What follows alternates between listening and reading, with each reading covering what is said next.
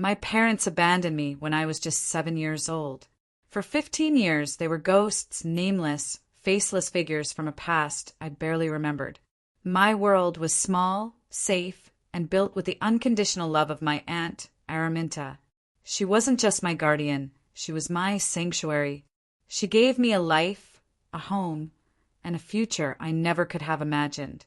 Then, 2 days after she died and left me everything, her $2 million estate, her mansion, her entire world, my parents suddenly appeared. They weren't there for a reunion. They didn't come to apologize or to make up for lost time. They came for the money.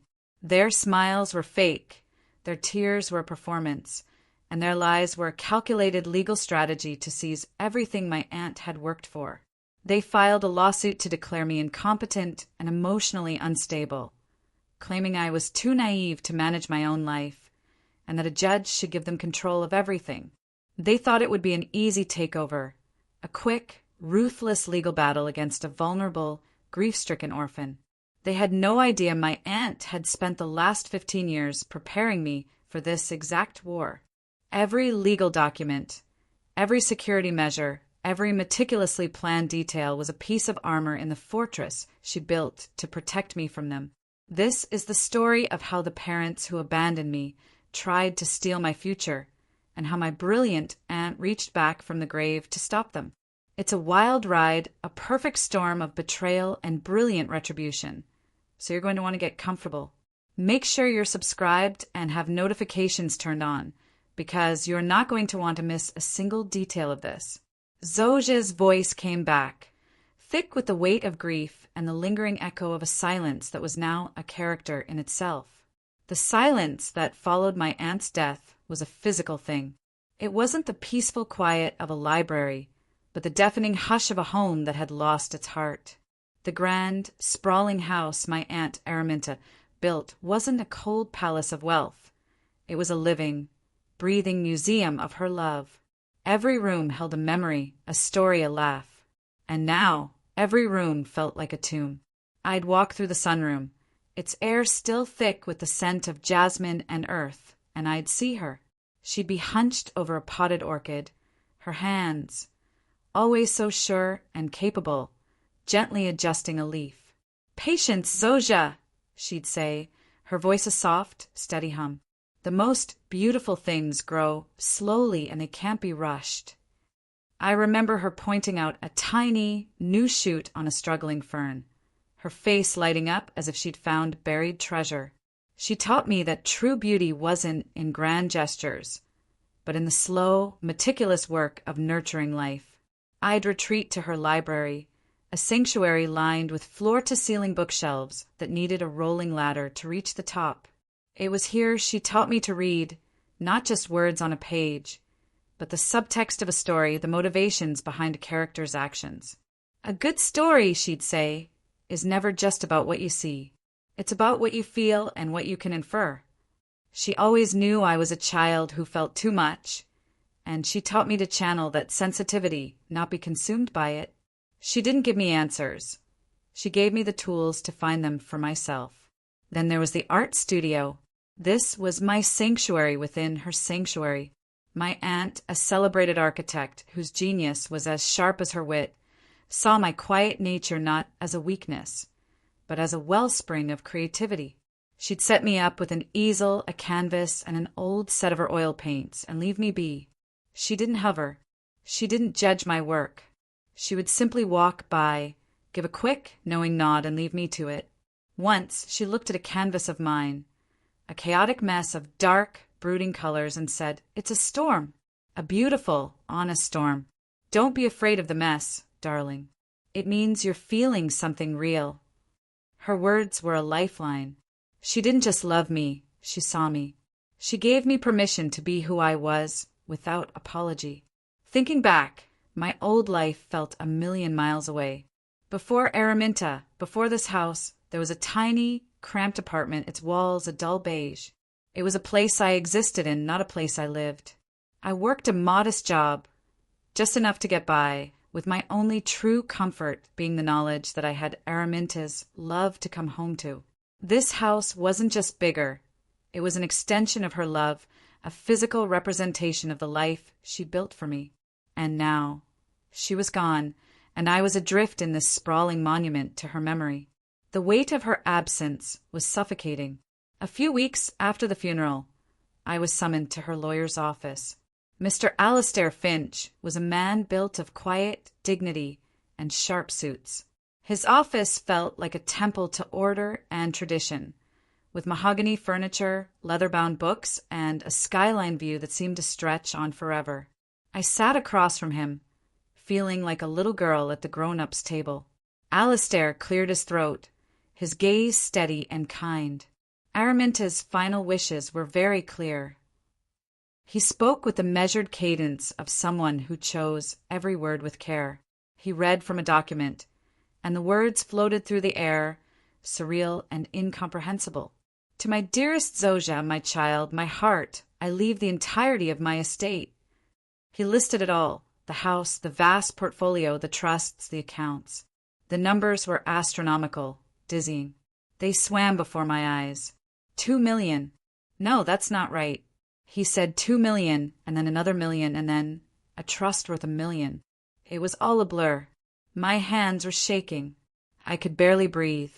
The weight of it all was terrifying. It wasn't a gift.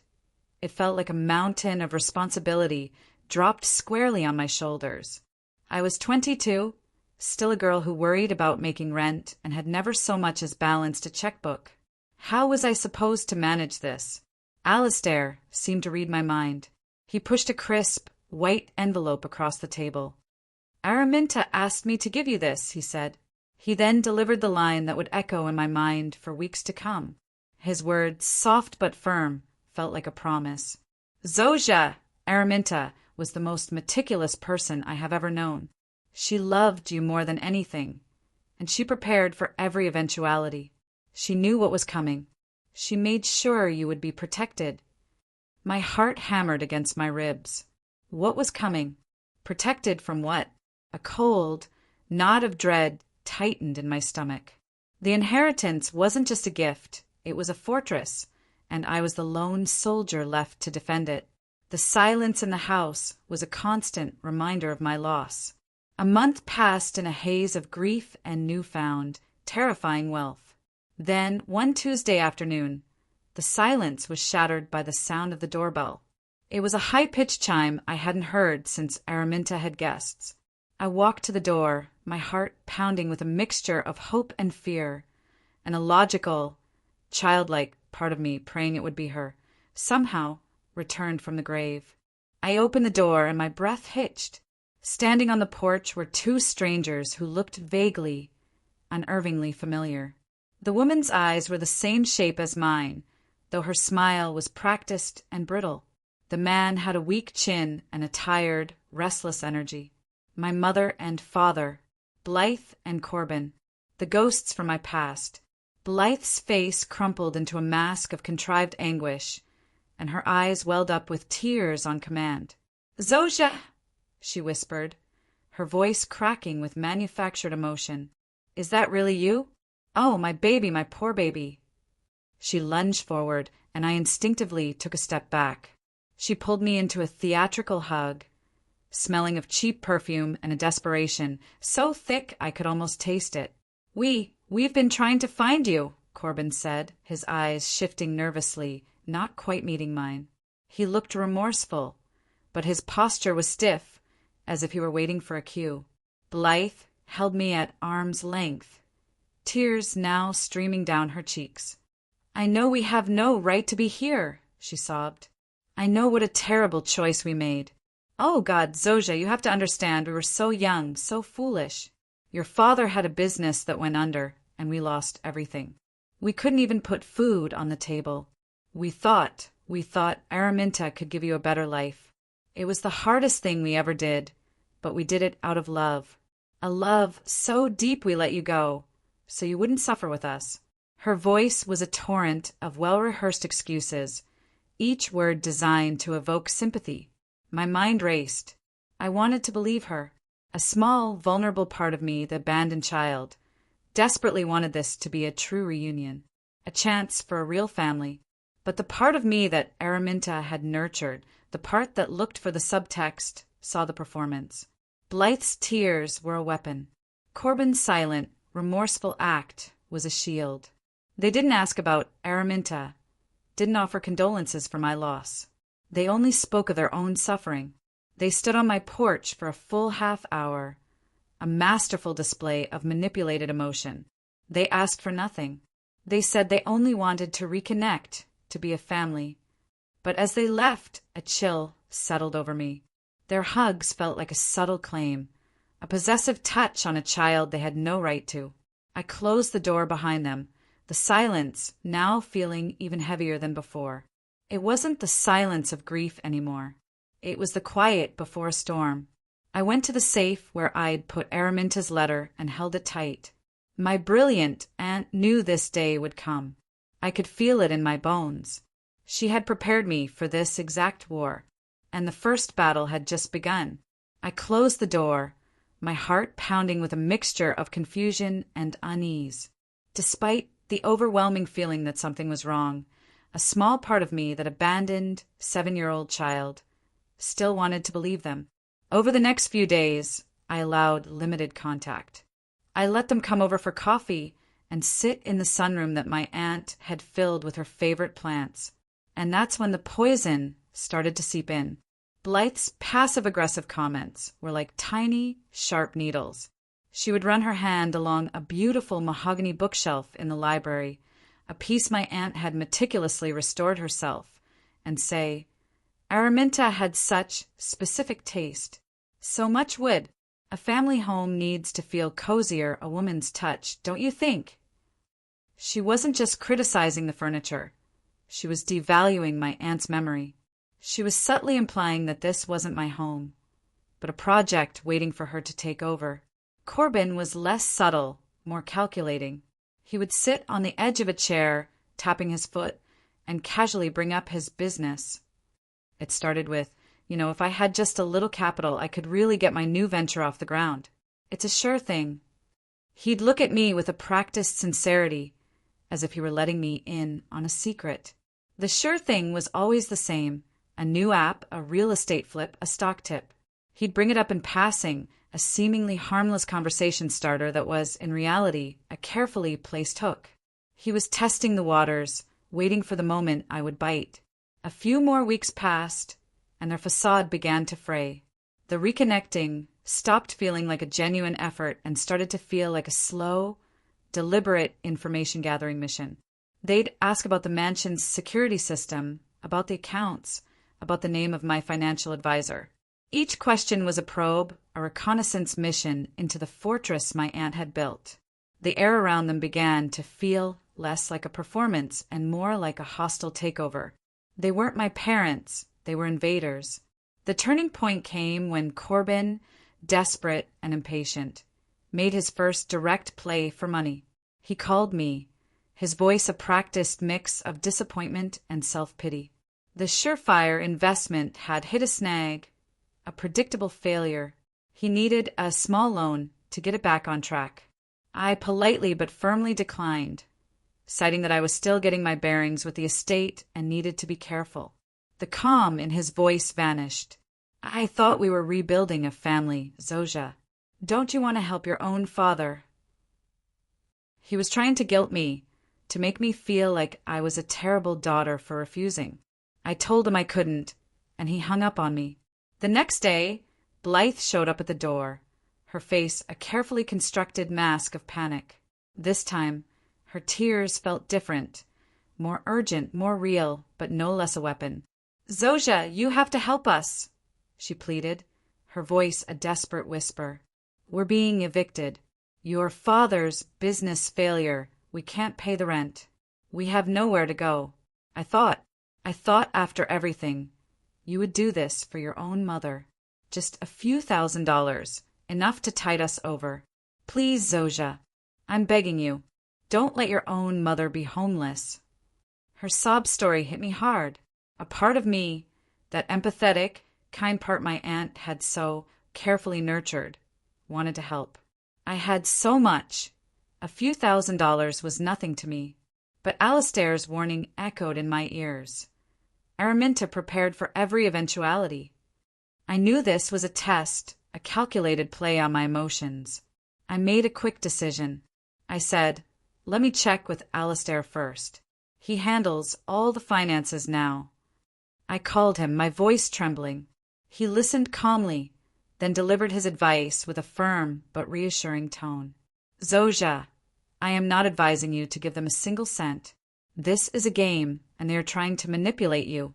The moment you give them money, you will establish a precedent they will exploit forever. It's time for a firm no." My heart was in my throat, but I knew he was right. When Blythe called me back, I took a deep breath. "I'm sorry, Mom," I said, the word feeling foreign and bitter on my tongue. "I can't. Alistair says it's not a good idea." The change was instantaneous. Blythe's performance shattered like a pane of glass. The tears instantly dried up, and her face went from a mask of anguish to one of icy fury. The veneer of a repentant mother was gone, replaced by the cold, hard face of an entitled stranger. "After all we've done to try and reconnect with you," she spat, "after all the emotional energy we've spent, you'd do this to your own mother?" The word emotional was dripping with sarcasm. It was a transaction, a business deal. The facade was finally gone. I stood there, stunned into silence, and she hung up on me. The phone felt like a lead weight in my hand. Corbin sent a furious, all-caps text message later that day. "We are your parents. You will regret this." The message wasn't a threat, it was a promise. A week later, the storm arrived. The doorbell rang again, and I answered it, my nerves on edge. This time it wasn't my parents. It was a stoic man in a pressed suit, holding a manila envelope. "Zojia," he said, his voice flat. "You've been served." My hands shook as I opened the envelope. Inside was a legal petition, thick and formal, with the seal of the court at the top. The language was cold, cruel, and merciless. I read the words, and they felt like punches to the gut. Petition for conservatorship of Zojia. It claimed that my quiet, introverted nature and my seeming inability to express emotions of grief and loss were proof of my mental incompetence. It painted my humble, pre-inheritance life as evidence of my inability to function in society. It claimed that I was easily manipulated and under undue influence from my aunt's lawyer, Alistair. They were using my quiet nature, my grief, and my love for my aunt against me.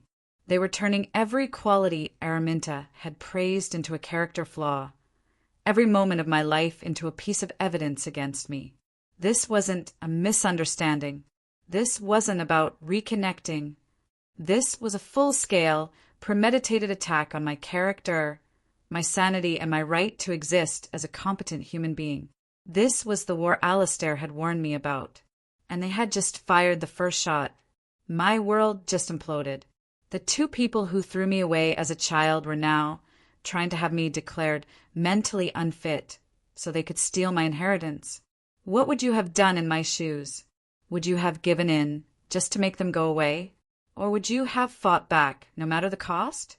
Let me know in the comments below. And if you're rooting for me to fight back, hit that like button right now. Your support means more than you know. The petition lay on the mahogany desk, its cold legal language a testament to my parents' cruelty.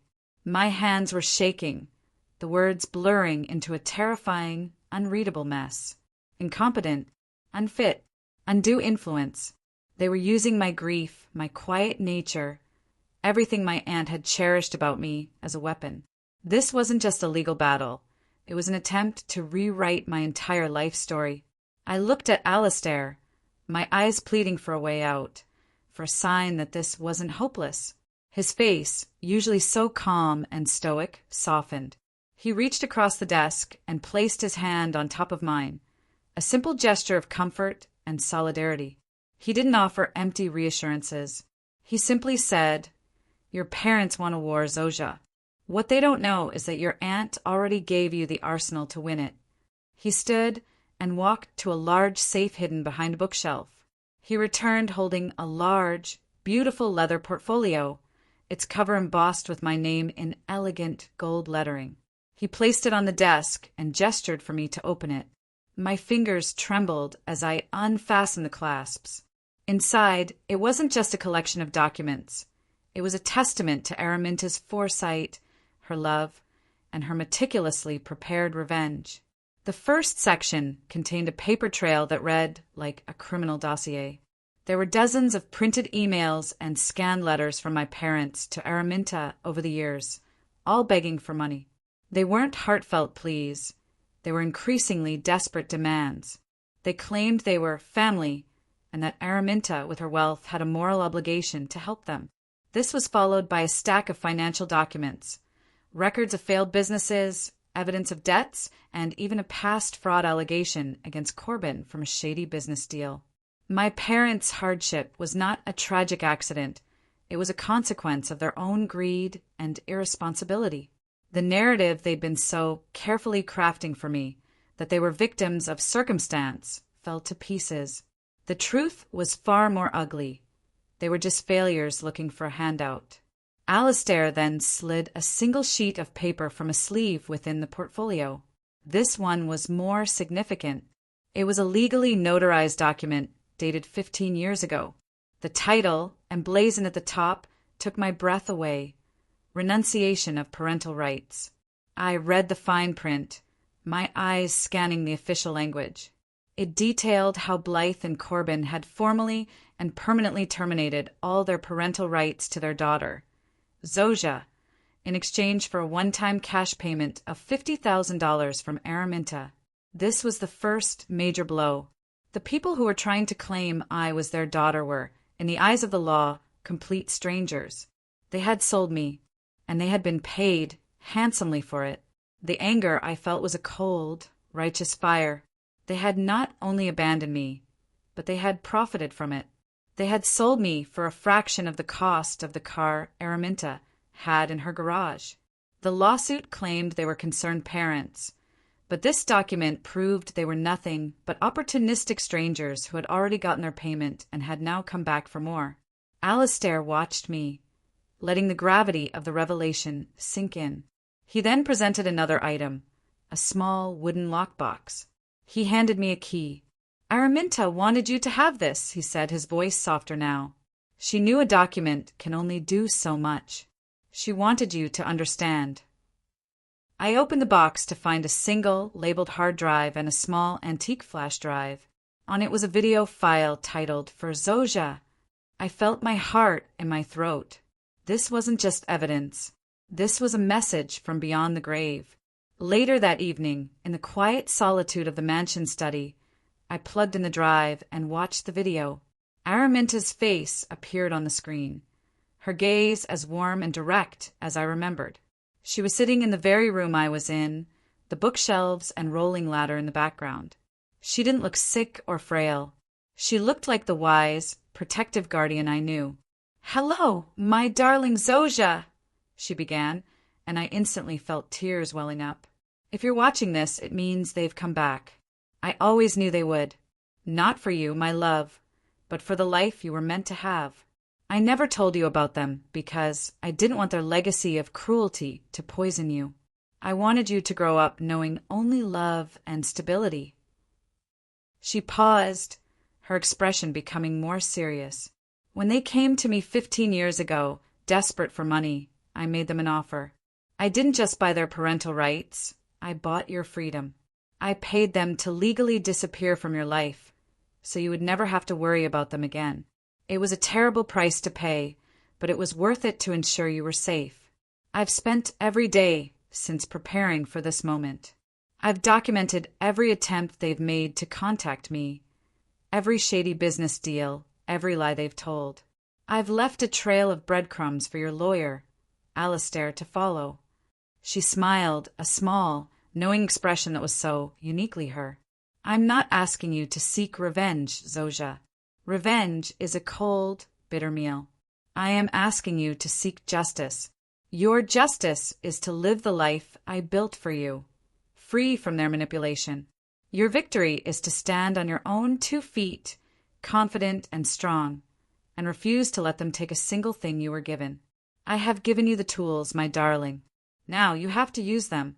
Remember, family isn't blood, it's love, it's action, and it's protection. Always and forever, my darling Zoja, I am with you." The video ended, but her words lingered in the air, a final act of love and protection. The terror I had felt for weeks was gone, replaced by an overwhelming sense of peace and a fierce, unshakable resolve. The woman who had given me everything, even her last act of love, would not be defeated. Not on my watch. I thought the renunciation of rights was the ultimate checkmate. I was wrong. My aunt had one final, devastating secret that would end this war before it even began. If you think you know what it is, drop your guess in the comments. And don't forget to share this story with someone who needs to see the underdog win. Alistair looked at me, a flicker of genuine admiration in his eyes. He reached into the leather portfolio and pulled out a final, sealed envelope, its contents a mystery. "This," he said, his voice quiet, "is the kill shot." He carefully broke the seal and pulled out the document, the final secret. He slid it across the desk for me to read, and as I read the first line, I felt a warmth spread through my chest, chasing away all the coldness of the last 15 years. It was an official, finalized adoption decree. Araminta hadn't just been my guardian. She had been my mother. In the eyes of the law, Blythe and Corbin had no more legal claim to me than any random stranger on the street. The lawsuit was legally impossible. The game was over. The fortress was impenetrable. The adoption decree lay on the desk, its official stamp a silent, powerful pronouncement. Alistair's office, a place that once felt like a tribunal of my fate, now felt like a war room where victory was already assured. My parents' claims, their carefully crafted narrative of a family reunited, all of it was dust. The fear that had lived in my chest for weeks was gone, replaced by a quiet, unwavering resolve. I was no longer a terrified child. I was the proud daughter of Araminta, and I was about to close a chapter that had been open for far too long. I agreed to a final meeting. This wasn't for them, it was for me. It was to look them in the eye and deliver the final word, not with a judge's gavel, but with the quiet dignity Araminta had taught me. They arrived at Alistair's office, their faces a mask of thinly veiled arrogance. They walked in like they owned the place, a pair of victorious predators ready to collect their spoils. Blythe's smile was triumphant, and Corbin, ever the pragmatist, looked impatient, as if this was just a formality before the money changed hands. They sat across from me, and the air filled with their practiced lies. "So, Zoja," Blythe began, her voice dripping with condescension, "we came to give you one last chance to do the right thing and cooperate. Your aunt, God rest her soul, filled your head with nonsense. She turned you against us, and now you're being stubborn. Let's not make this messy. You're in over your head. You need us to manage this for you." Corbin chimed in, his tone cold and dismissive. "You have no idea how the real world works. We're your parents. We have your best interests at heart. A judge will see right through your lawyers' little games. We're just trying to protect you from yourself." They launched into a full tirade, accusing Araminta of brainwashing me, of isolating me, of poisoning me against them. Their words were designed to make me feel small, to break my resolve. But every lie, every cruel accusation, only served to strengthen me. They had no idea who they were talking to. They didn't see Araminta's daughter. They still saw the abandoned little girl. I waited for them to finish. I let their venom fill the room. And when they finally fell silent, a look of smug expectation on their faces, I leaned forward. "Are you done?" I asked, my voice calm and quiet, a shocking contrast to their fury. Their smiles faltered. Without another word, I reached across the table and slid the renunciation of parental rights document toward them. They stared at the title, their eyes widening in disbelief. Corbin's face went pale. Blythe's hand, which had been reaching for the paper, froze in midair. I watched as they scanned the document, their expressions shifting from arrogance to stunned silence, then to a dawning, panicked horror. The document wasn't just evidence. It was a ghost from their past, a reminder of the moment they had sold me. The silence that followed was the sweetest victory I had ever known. But the fight wasn't over. Not yet. I had one more piece of proof to present. Calmly, deliberately, I slid the adoption decree on top of the first document. "You keep talking about family, about being my parents," I said, my voice as steady as a rock. "But you haven't been my parents for 15 years. You haven't been anyone to me since the day you sold your rights to my mother for $50,000. And I mean that literally. In the eyes of the law, I am not your child. I am Araminta's." I watched their faces crumble. Blythe looked as if all the air had been sucked from the room. Corbin's jaw hung slack, his eyes fixed on the document. The lawsuit, their entire legal strategy, was built on a foundation of sand. They had no claim. They had no rights. They had nothing. Their carefully constructed plan, their grand con, had been outmaneuvered not by me, but by the love of a woman who was no longer with us. I looked them both in the eye, and the final words I spoke weren't for a judge or for an audience, but for myself. "You came here for money. You tried to prove I was mentally unstable and too foolish to manage my own life, all so you could take what Araminta worked for. But you're wrong. You see, you gave up on me. You sold me. And my mother, my real mother, spent the rest of her life making sure you could never, ever hurt me again. The best revenge I can have is not to fight you in court. My revenge is to live the happy, successful life she wanted for me. Now, please leave my property and never contact me again." They didn't argue. There was nothing to say. Their defeat was absolute.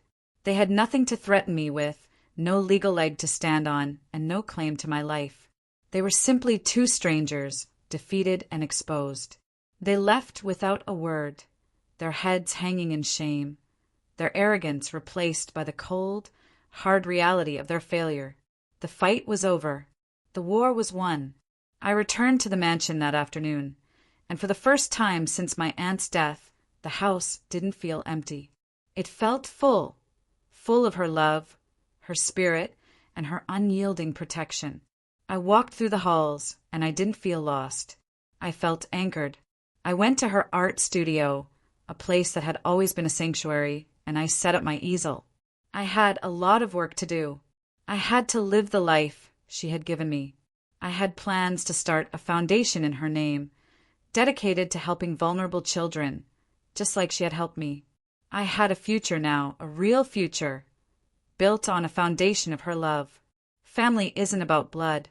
It's about who shows up, who protects you, and who loves you unconditionally. My parents may have given me life, but my aunt gave me a soul. And in the end, that was all that mattered. And that's how I honored the woman who truly was my mother.